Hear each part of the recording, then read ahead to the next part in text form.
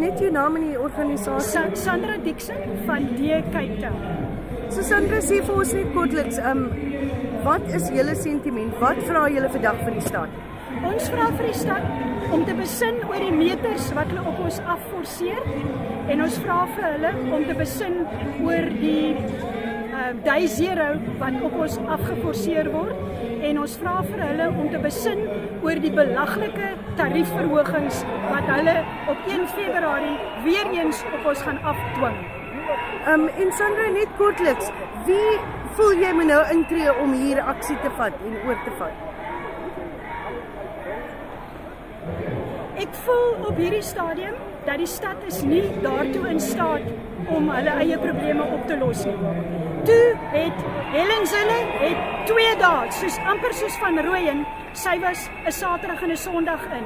Maandag kry ons vir my Mani. So ver dit my aangaan, is niemand in die DA op hierdie stadium bevoeg om die probleem op te los nie. Die sentrale regering en die president het ook heelwat om te sê. Ons sal maar moet kyk waarmee hulle waarmee hulle voor 'n dag kom.